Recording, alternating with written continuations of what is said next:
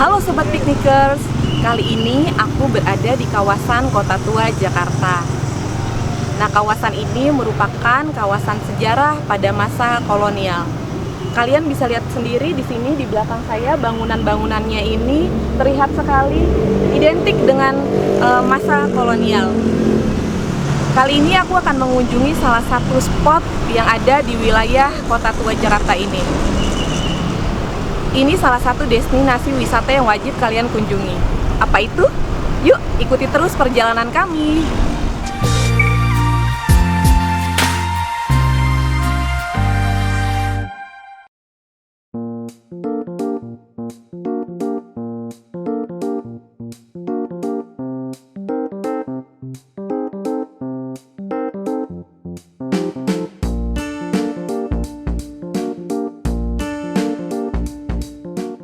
Kota Tua adalah salah satu destinasi wisata favorit di Jakarta. Letaknya yang strategis membuat Kota Tua Jakarta terbilang sangat mudah dijangkau dari berbagai arah. Kawasan ini merupakan salah satu warisan kolonial Belanda yang masih bisa dinikmati hingga sekarang. Kawasan wisata Kota Tua Jakarta memiliki banyak destinasi pilihan lainnya yang sayang untuk dilewatkan. Hal ini membuat wisata Kota Tua selalu ramai pengunjung. Di kawasan ini, pengunjung bisa mengunjungi museum-museum menarik, atau bahkan menikmati sore yang indah dengan bersepeda di area taman yang asri. Pilihan destinasi wisata Kota Tua yang beragam ini membuat kawasan ini cocok untuk dikunjungi oleh semua usia.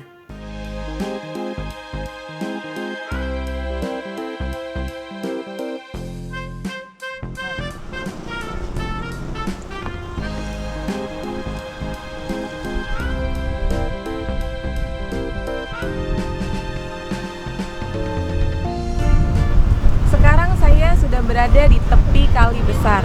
Kali Besar ini digunakan sebagai jalur transportasi sungai. Kali Besar ini adalah Sungai Ciliwung yang berhulu di Bogor dan mengalir ke Batavia atau kota Jakarta. Nah, di Kali Besar ini ada satu spot yang menarik. Apa itu? Ada di sebelah kanan saya, yaitu Jembatan Kota Intan. Jembatan Kota Intan ini digunakan sebagai pintu masuk untuk perdagangan. Salah satunya itu digunakan untuk cukai dan masuknya perahu-perahu kecil yang mengangkut barang-barang dagang seperti rempah-rempah yang akan dipindahkan ke perahu besar yang ada di tengah laut. Yuk kita lihat lebih dekat Jembatan Kota Intan ini.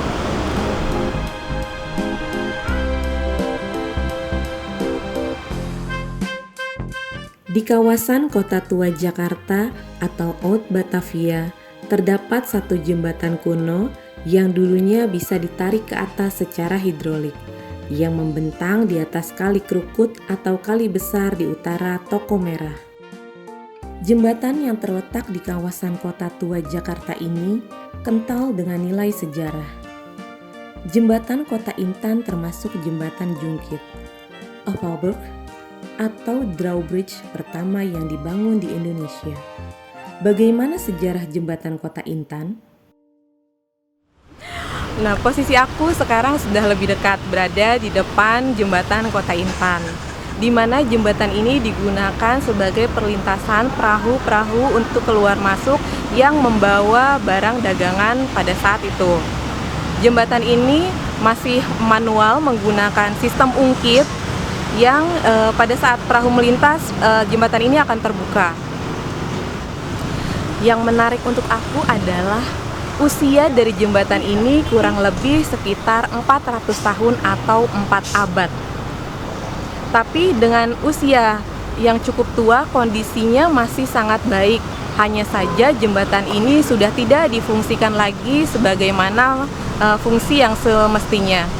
Tetapi sekarang jembatan ini sebagai cagar budaya yang wajib kita lestarikan.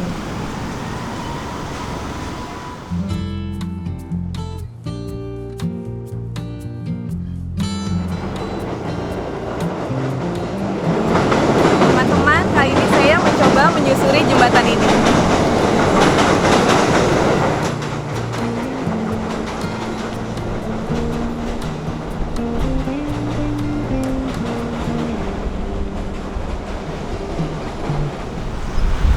Setelah kawasan ini direvitalisasi, kawasan ini menjadi lebih ramah untuk pejalan kaki karena bisa dilihat di sini menjadi lebih rapi dan lebih ramah lingkungan.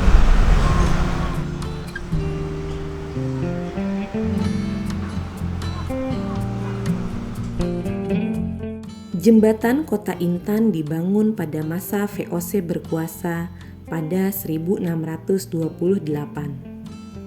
Nama jembatan ini pun sempat berganti-ganti sesuai dengan kondisi dan zamannya. Pada awalnya jembatan ini dinamakan Engelsburg atau Jembatan Inggris, karena pada saat jembatan itu dibangun terdapat kubu pasukan Inggris di sebelah timur jembatan tersebut. Pada tahun 1628 sampai 1629, jembatan ini pernah rusak karena penyerangan pasukan Banten dan Mataram. Sejarah mencatat, jembatan Kota Intan telah berganti nama beberapa kali. Jembatan Inggris atau Engelsburg, lalu kemudian diganti dan diubah menjadi De Hundertpasserbrug atau Jembatan Pasar Ayam, karena di dekat jembatan tersebut ada pasar ayam yang cukup ramai. Keterangan yang didapat terjadi seperempat abad kemudian, tepatnya pada 1655, jembatan ini disebut mengalami kerusakan yang cukup parah akibat terjangan banjir dan diperbaiki. Setelah berfungsi kembali, maka namanya lagi-lagi diganti menjadi Jembatan Het-Middelpanbrug atau Jembatan Pusat. Dan Jembatan Ratu Juliana adalah sejumlah nama yang pernah disandangnya. Setelah proklamasi kemerdekaan Indonesia, jembatan ini berganti nama menjadi Jembatan Kota Intan, sesuai dengan nama lokasi setempat, di mana pada masa awal pembangunannya terletak persis di ujung kubu atau Bastion Diamond dari Kastil Batavia. Pada 7 September 1972, Gubernur DKI Jakarta saat itu, Ali Sadikin, menetapkan Jembatan Kota Intan sebagai benda cagar budaya. Jembatan Kota Intan yang terbuat dari kayu ini memiliki panjang sekitar 30 meter dan lebar 4,43 meter. Jembatan yang ada di utara Toko Merah ini menjadi satu-satunya yang tersisa dari jembatan sejenis yang pernah dibangun penjajah Belanda. Strukturnya yang masih kokoh hingga kini melampaui bilangan abad, menandakan jika jembatan tersebut dulunya merupakan salah satu jembatan terbaik pada zamannya dan menjadi urat nadi dari sistem transportasi era kolonial. Jembatan Kota Intan ini merupakan jembatan gantung.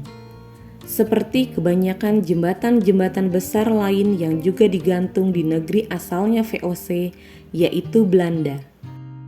Lantainya dapat ditarik ke atas. Dahulu, perahu atau kapal kecil bisa melewati bagian bawah jembatan tersebut.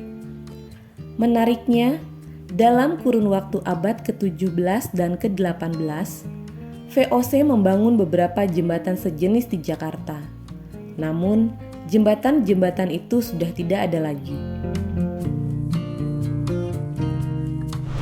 Ini alat ungkit yang terdapat di Jembatan Kota Intan. Nah, ini masih manual ya teman-teman. Digunakan dengan cara diputar supaya besi pengereknya ini bisa menarik tuas pintu Jembatan Intan ini. Jembatan Kota Intan ini merupakan jembatan gantung. Seperti kebanyakan jembatan-jembatan besar lain yang juga digantung di negeri asalnya VOC, yaitu Belanda. Namun, seiring perjalanan waktu, dengan dibangunnya rel kereta di utara jembatan itu, dan juga dibangun banyak jembatan yang menggunakan beton, maka jembatan Kota Intan tidak bisa lagi difungsikan dengan baik. Dan akhirnya sistem hidroliknya pun berkarat dimakan usia dan tidak lagi bisa difungsikan. Seiring perjalanan waktu, jembatan yang pernah jadi jembatan hidrolik pun menjadi jembatan biasa karena sistem hidroliknya rusak dan tidak bisa diperbaiki lagi. Lalu setelah berusia bilangan abad, jembatan ini sekarang hanya dijadikan benda bersejarah dan banyak warga Jakarta dan juga dari Belanda sendiri yang datang untuk melihatnya sebagai monumen bersejarah. Dikarenakan sudah tidak difungsikan sebagai jembatan, kini jembatan Kota Intan hanya dijadikan sebagai monumen saja. Meski begitu, tempat ini masih dibuka untuk umum. Hanya saja, jembatan tersebut dibatasi jika ada orang yang ingin merasakan sensasi menyeberang di jembatan hidrolik. Alasannya tidak lain mengingat kayu jembatan yang memang sudah terlihat rapuh. Beginilah teman-teman kondisi terkini dari jembatan Kota Intan. Tempatnya ini cukup menarik untuk kalian kunjungi karena di beberapa tempat spotnya sangat instagramable. Oke, sekian teman-teman perjalanan kami menyusuri kawasan jembatan Kota Intan ini. Sampai jumpa di video selanjutnya. Jangan lupa like, subscribe, and share video ini ya. Sampai jumpa.